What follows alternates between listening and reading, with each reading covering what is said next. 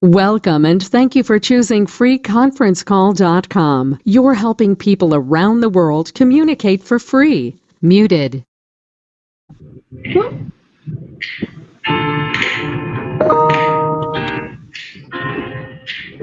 Welcome and thank you for choosing freeconferencecall.com. You're helping people around the world communicate for free. Muted.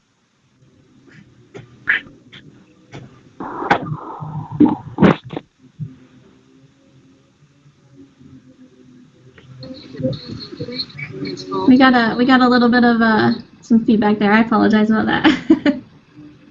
Look, you didn't disconnect any of us, so we're happy. That's why I was emailing you initially. I knew I was early, but I just remembered Susan having a lot of problems last time, and I thought I better call in early so in case there are problems. It's like anything, once it works, it works. That's true. But until then, and I always think technology has a mind of its own. Sometimes it does.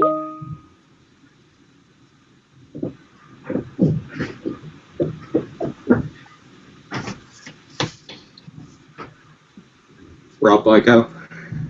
Hey, Rob. How are you doing? This is Amanda. Hey. Hey, Rob. Hey, Rob. This is Carolyn.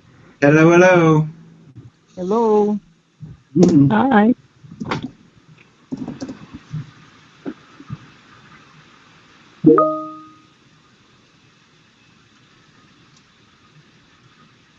I can see you now, Darlene. Oh, Way better. okay. Yeah, when you leaned in, I could. Did I lean in? Yeah. No, I can't. Now it went away. Uh-oh. I know. So this is actually my camera, I think. Yeah. It's all that backlight. It was there for a minute. I know. Not much you can do about that with the sun coming down behind you. Yeah. What if it was home?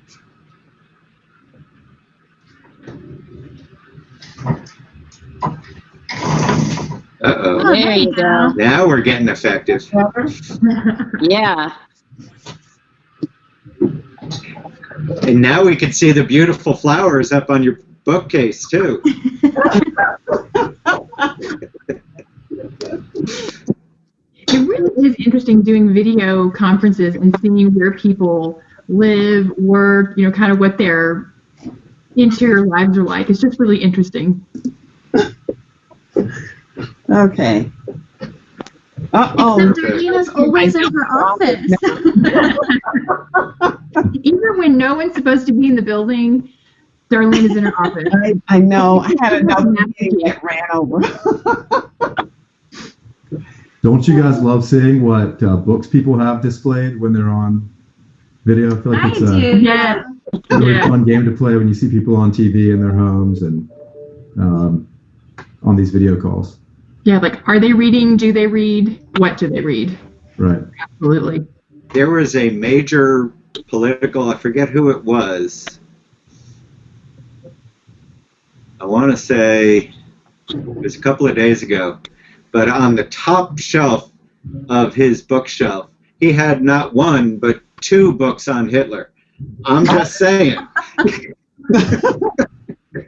Why you need to give it a little cursory glance before you do your video conference. I'm just saying. And it's a person you wouldn't necessarily say, oh, of course he has 2 books on Hitler. Why not?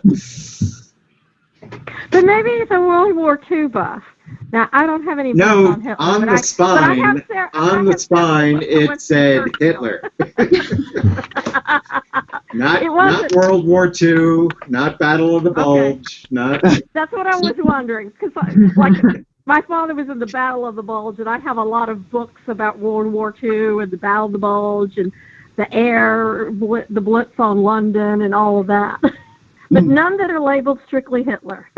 Okay. I see Angela has some Harry Potter books on that shelf.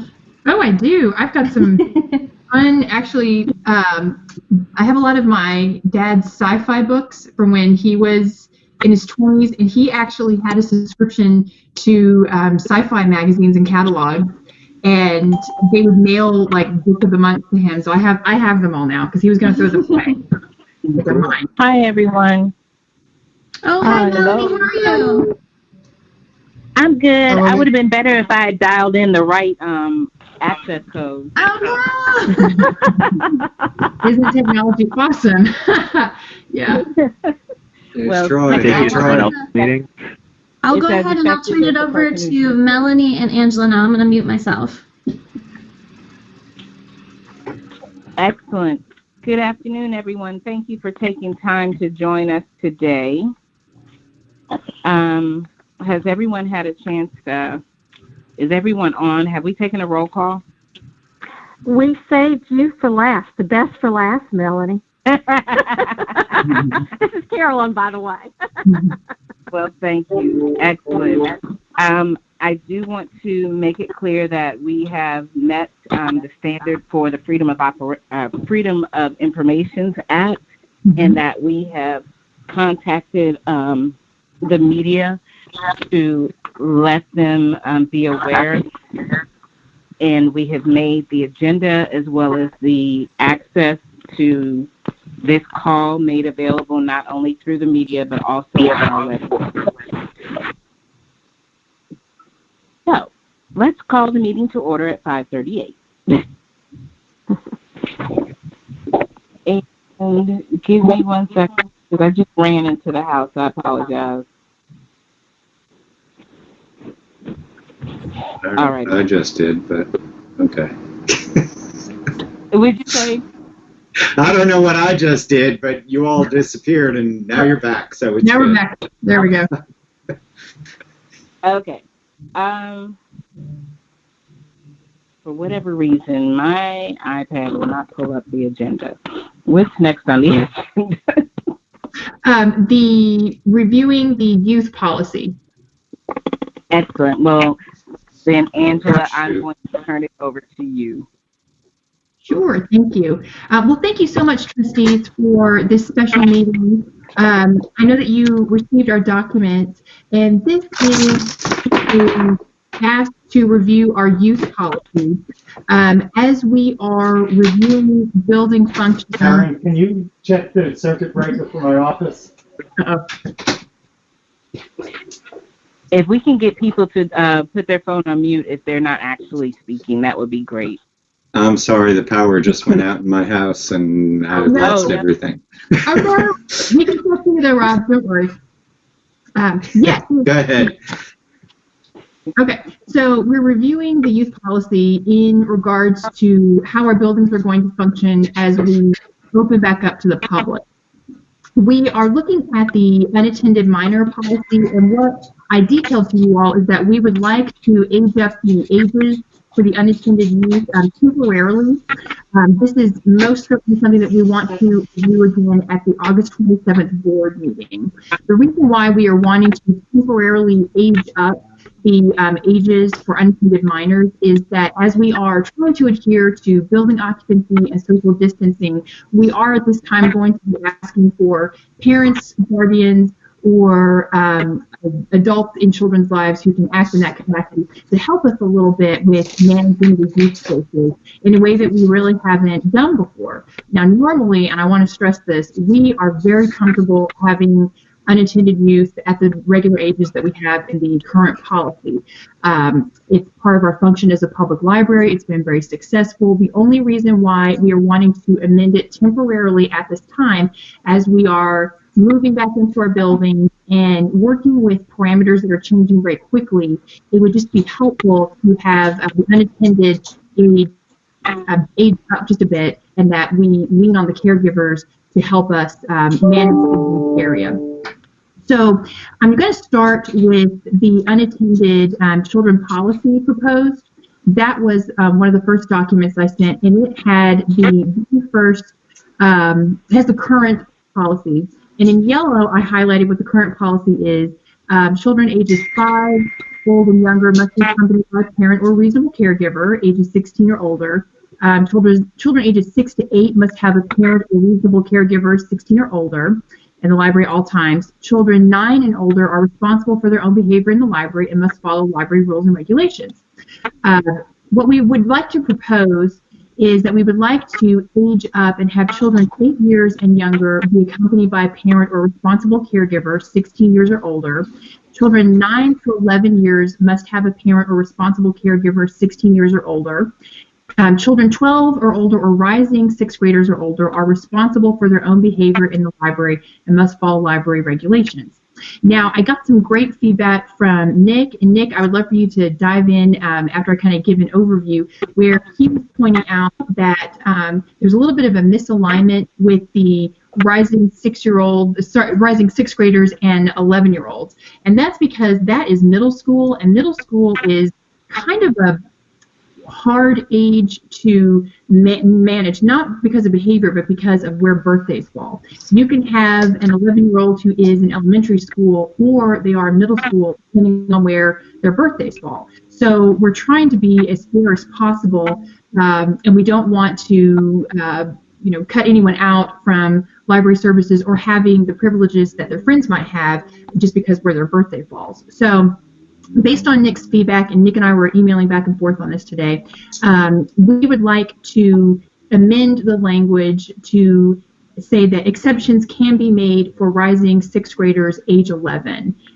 for those age ranges, so that the librarian can just ask questions such as, are you a rising 6th grader? Where you're kind of falling in the age bracket, and then that will help us with the unattended policy.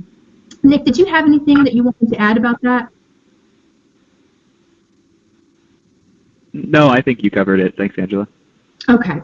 Yes. So the only change that we would make, and I'm happy to do this afterwards, is that we would just like to add the line, exceptions can be made for rising 6th graders age 11. And again, this policy just helps our library staff have a little more consistency in the youth area at this time, and then also it gives them a little bit of that flexibility with that rising 6th grade, 11-year-old age that can be a little hard to navigate sometimes depending on where their birthdays fall.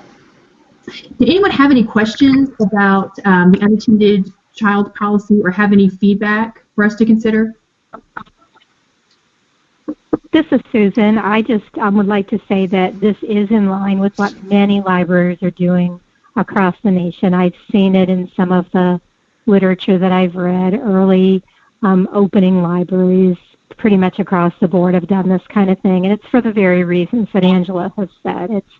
It's just difficult to expect the younger children to really be responsible for masks or distancing themselves or that kind of thing. So I do support it, and I think it's something that most libraries are doing. Yes. How do you know their ages? So is that on your system? I'm sorry, their ages. We can tell by their birthday in their library card. Okay. And yeah, and again, sometimes we might have kids that come in and they're visiting, and yes, it is the honor system.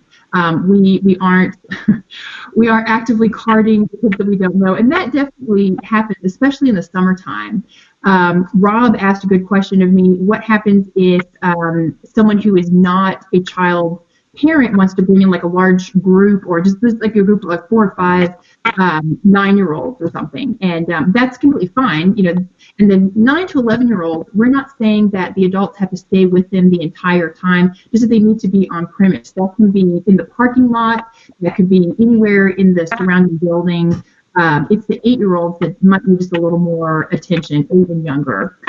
But yeah, we do rely on the honor system. That usually works for us, and we don't really want to change that at this time. These are all just temporary measures, as I articulated. Angela, this is Carolyn, and I agree with Susan. I really think, as I had said earlier in my email, that this is a good policy. My concern is, and I understand where Nick is coming from, but I'm concerned if we give staff the ability to make exceptions for, the 11-year-olds, that we will have parents or people complaining that library staff is playing favorites, or discriminating against their child because they had a neighbor down the street that got in with an 11-year-old. And that's why I really think, so we don't end up that we probably need to either go by birth date or, like you say, or rising sixth graders, or I'm just concerned about, I trust the staff, I just don't trust the parents, that if we let the staff make exceptions. Well, it's something that we currently do navigate, Carolyn. That's a very good point. And then I can tell you that we handle each situation when we get to that age of rising sixth graders as like a reference question. And we will say, what school do you go to? Oh, you're in elementary school. Okay, we need to have a parent with you. Oh, you're going to middle school. Okay, well, you can go over to the preteen area and check out books. We haven't had any issues that way. I liked the wording that we landed on ultimately because it does help the staff kind of make those sort of on-the-fly decisions where you have that age where, and it's always the sixth graders that are, their birthdays fall in a different area. So I would like to keep that just to give staff the flexibility of handling that. What will we do pushback if somebody says, you let, this 11-year-old in, but, you didn't let my 11-year-old in? I think that we can rely on the staff being able to explain this is a temporary policy.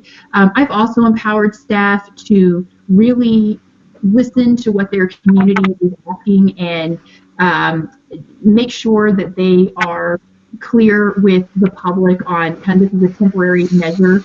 I don't see any pushback on this. When I've talked to other library directors about how their libraries are being used, they actually haven't seen a lot of kids come in Berkeley and Dorchester. It's been a lot of parents checking out books using computers and a few kids. We don't know what the summer is going to look like because usually we're very kid heavy, but I really do trust the staff in being able to navigate some of these more in the gray scenarios, and I think just them having conversations with parents, as they always do, will help clarify to the parents why we've made this temporary revision. Oh, no, I think we need to make the revision. I'm just concerned about, I think we just need to have a firm and fast rule. No, I think we need to definitely make the revision. I'm just concerned that we're putting the staff in a difficult situation if you've got a parent saying, well, why did you let this 11-year-old in and you won't let me leave my 11-year-old? That's what I'm concerned about. And again, we can talk about how their 11-year-old probably is too young. They're still in elementary school, or that the staff member maybe made a mistake and thought that they were in elementary school. Oh, you're middle school. Oh, we can definitely have you unattended. So I think it would just come down to a conversation. Yeah, the intention of the policy is clear, as with any policy, whether it's in business or in government.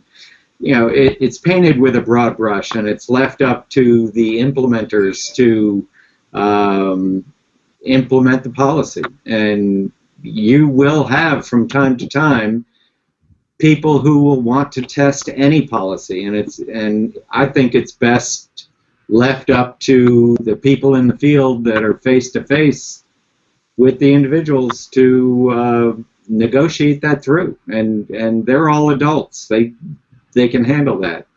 And if a parent is totally beside themselves over this, we're going to have to handle that case-by-case basis, because you're not going to have mass quantities of parents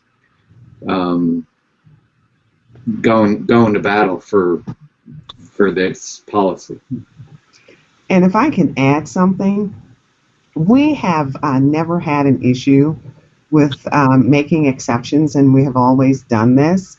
And most of our teams, our librarians are familiar with the kids. I mean, they know them, and they have a great relationship with the kids as well as with the parents. So I really don't see that we'll have an issue at all. As a matter of fact, we're working with the Patron Access Task Force, and this was a staff request. This came from the front line. This was something that they wanted to have added in during this period of time, just for support and to know that they had the flexibility to continue doing it.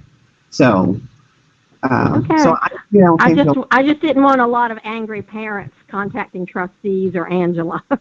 Okay. Oh, no, I don't think it would happen, Carolyn. I think people will be so grateful when we actually open our doors to the public, and everyone's been very amenable to our amended hours, our curbside service, and we've been clear that this is part of our cascading strategy, that it's just going to look a little different right now. And we will handle the messaging so that the public knows, the staff are able to point to that. And again, we're going to make it very clear this is temporary, to be revisited in August. This one's a tough one for us philosophically, because we love that the library is a place where young kids can come unattended. It's not that we don't trust them, it's that with all the new realities that we have, we're just essentially we're asking for a little more help from the caregivers just at this time while we get comfortable. And then I think once we're comfortable, we'll be able to go back to where we were, if that makes sense. Melanie, this is Susan. I'd like to make a motion that we adopt the revised unattended children policy as was presented to us in the email that Angela sent as we're discussing. That's a long motion. I'm sorry. I'll second that. And as amended.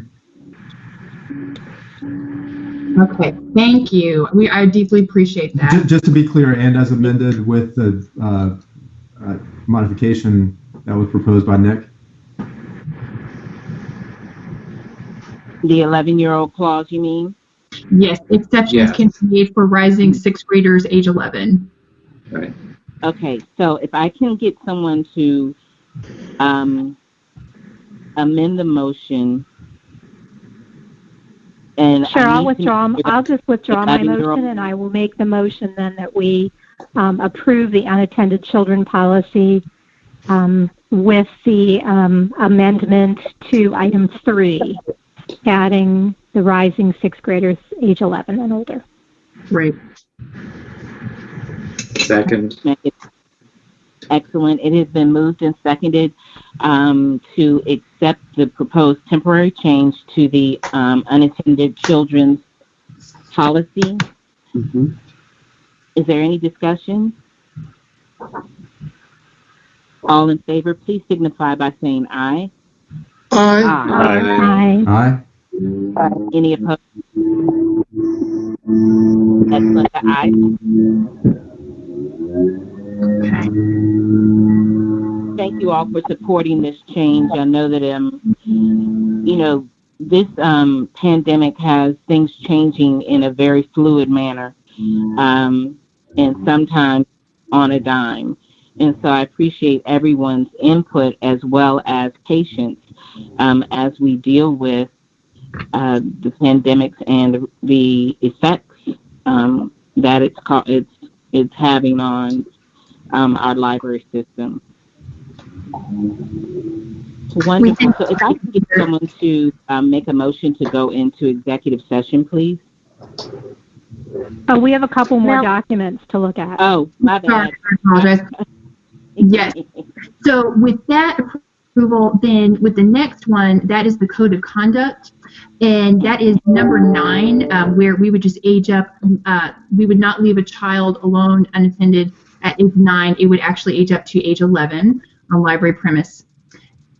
And then the internet use actually, I don't believe, this is a procedure, not a policy page. Was that right, Darlene? Yes, that's correct. This is just the policy.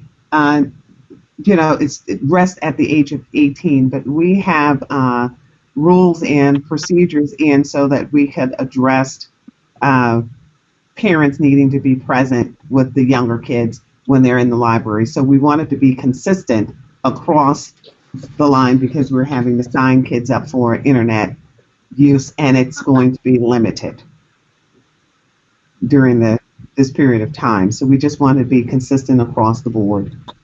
Yes, and so the internet use does not need to be voted on, but what does need to be voted on is the code of conduct, changing the age from 9 to 11 as unattended.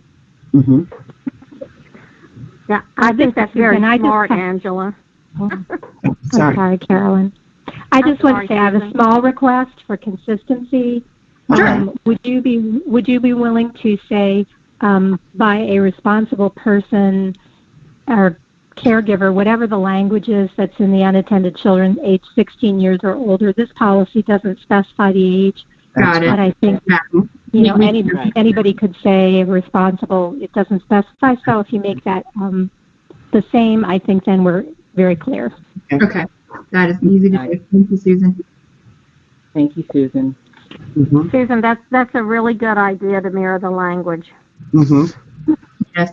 Well, if you look down at this particular policy, this was adopted. Okay, so it was approved by 2018.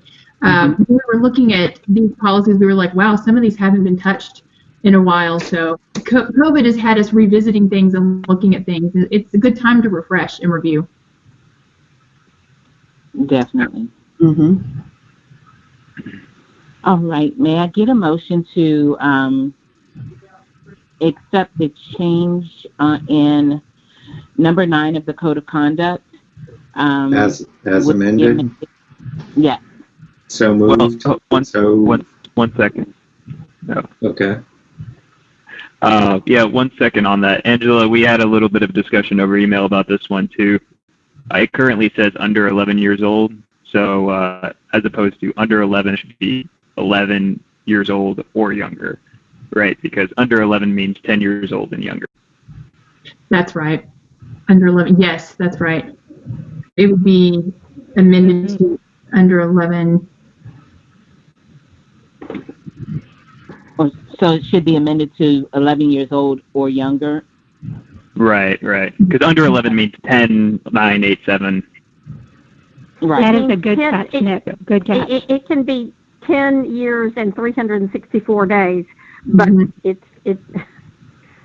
want to be precise. But we want to include the entire 11-year-old. So from 11 years old with 0 days to 11 years old with however many days. 364 days. Right, yeah. So as long as you are 11, and we will be able to tell, again, because of their birthdays on their library cards. So, and again, if we have any questions, we just pull it up that way. Mm-hmm. Mm-hmm. Okay. And then the other question is, do we want to make that same exception note? Because it is possible from the unattended child policy to have an 11-year-old who is a rising 6th grader who's allowed, but then by this code of conduct, it would say that's breaking the rules. Mm-hmm. That's right. Mm-hmm. I agree to make sure it's mirrored to the other policy, the unattended child policy, all the way through. Yeah. So that's consistent. Yes. Uh-huh. Got it.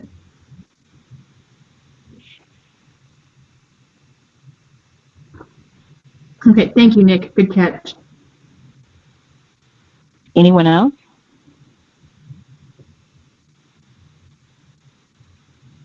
Excellent. Can I get a motion to accept the changes to number 9 of the Code of Conduct with the amended or proposed changes? Amended changes?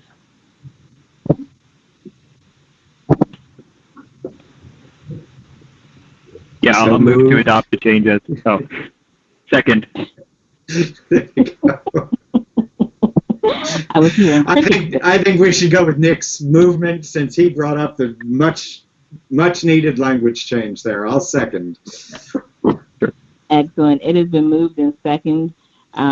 Is there any additional discussion? Excellent. Having been moved and seconded, I am calling for the vote. All in favor signify by saying yes. Yes. Yes, aye. Okay, and those opposed? Excellent. All righty, Angela, we have that one approved. Great. Thank you all so much. Excellent. Okay, now I think I'm on track. All righty. May I get someone to make a motion to go into executive session, please? I make a motion to go into executive session. We need to Leah. specify why. Oh yeah, sorry.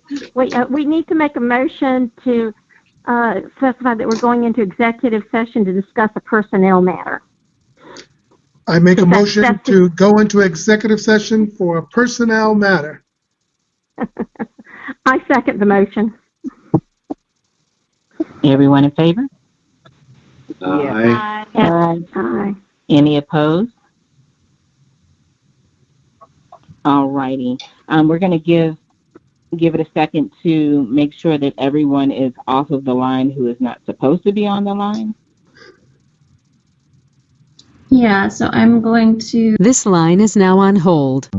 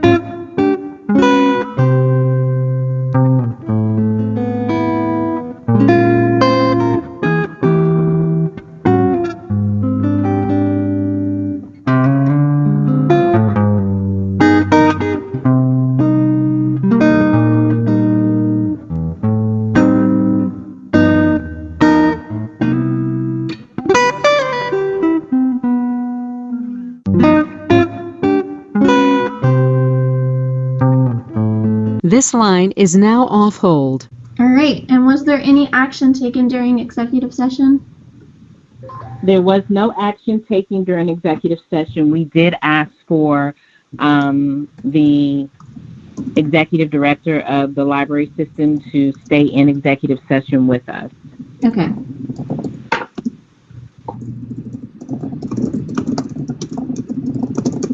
Great. May I ask the board if it is all right? Sure, go ahead.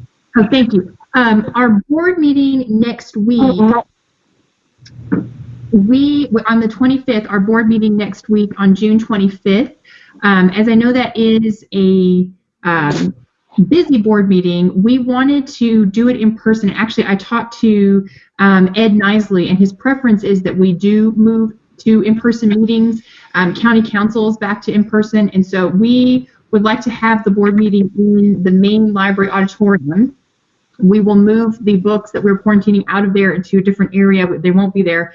And we have new furniture, and we can definitely social distance and make sure that we can provide masks and everything else for the board. But I just wanted to give you all the update that we would like to have our board meeting this month at Maine, properly socially distanced. We will have masks. We will have safety measures in place, and that way also the public can also attend as well, which would be wonderful. So is there anyone that will the parking garage be open then for attendees? Yes. So I'm just sort of getting a temperature check. Does anyone have strong feelings or they're uncomfortable about coming to a board meeting in person? The room is going to be cleaned after you've had the quarantine books, right? Absolutely, yes. We are moving out currently, and we are going to have it deep cleaned, and we have brand new furniture, which I think you guys will appreciate. And we can section everyone off 6 feet apart, as well as having limited access in the audience area, so that we aren't overcrowding the area. So if anyone has any concerns, just let me know. But that's our plan for next week, so that we can be in person. So thank you. And we're starting again at 5:30. Time-wise. That would be at Amanda. It would start at 5:15. Is that right? 5:15. Okay. 5:15. Yes. Yeah, it would be 5:15. Very good. And the finance meeting would take place before that. I believe it's at 4:30. I will send an email out tomorrow about that. It actually says it's at 4. But yeah, we'll send all this information out tomorrow with our agenda as well and the board packet. Perfect. But yeah, we will have it for your review. Great. Thank you. Thank you. Any other questions or concerns? Wonderful. We'll see you all next week. May I have a motion to adjourn, please? I make the motion to adjourn. Carolyn. I second. I beat you.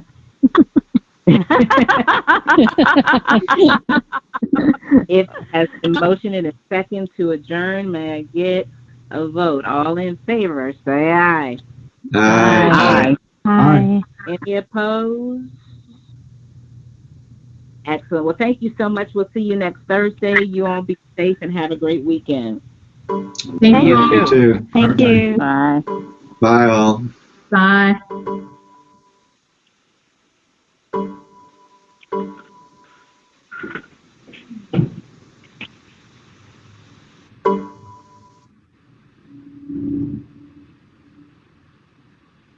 This line is now on hold.